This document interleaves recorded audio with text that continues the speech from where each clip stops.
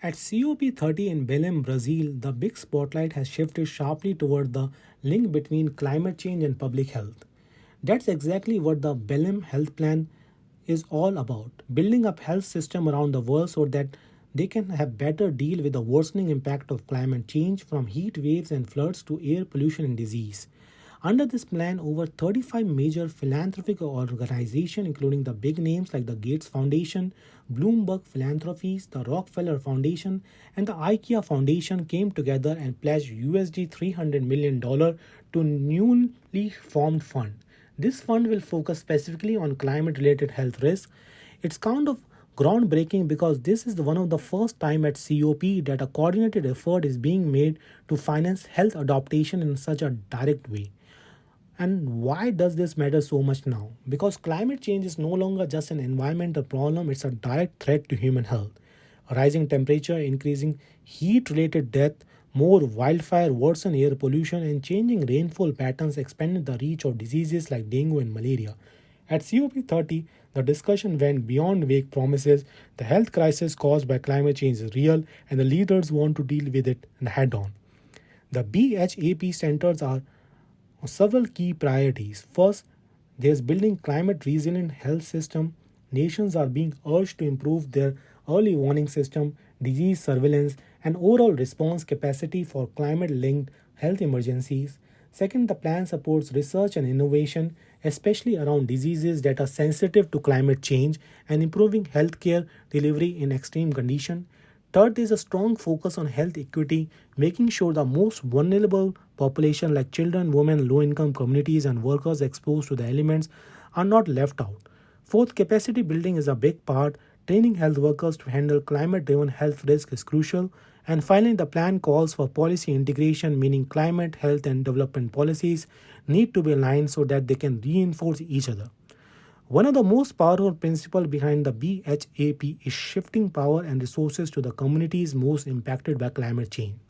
It's not just about giving money, but also making sure people who face the worst health care risk because of climate change are the ones guiding how adaptation funds are used. But even with this big philanthropic rush, the adaptation finance gap remains massive. According to the estimate, the developing countries could need hundreds of billions of dollars per year in adoption fund by 2035. Right now, the global flow of adaptation money is nowhere near where it needs to be. The Belém plan is a start, but it's not a silver bullet. It's a piece of the puzzle, especially on the health front. Beyond just health plans, COP30 in Belém is pushing for more systemic changes. One initiative is the Baku to Belém roadmap, which set out a long-term goal for mobilizing USD $1.3 trillion annually by 2035 for climate finance.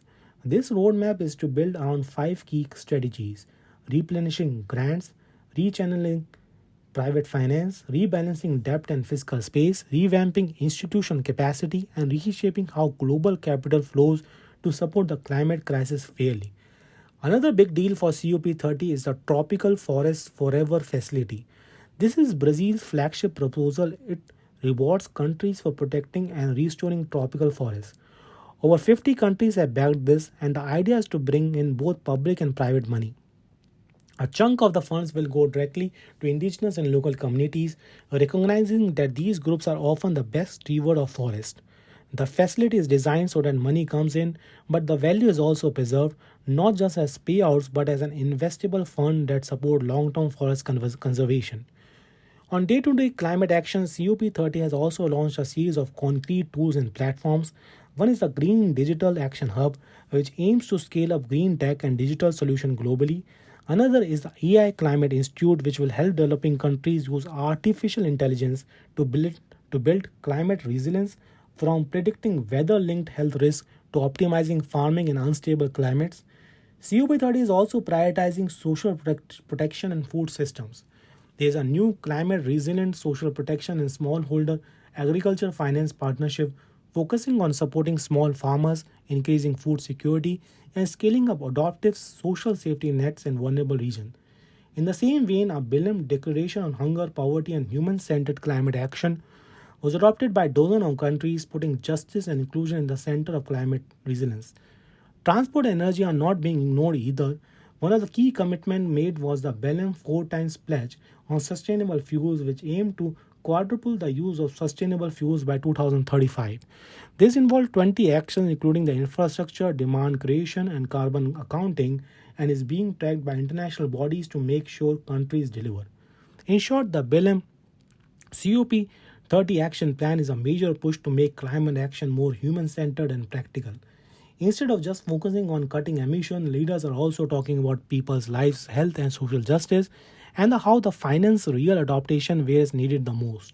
It is a turning point in climate diplomacy, the kind of climate deal that treats protecting the planet and protecting the people as inseparable. I'll see you in the next video.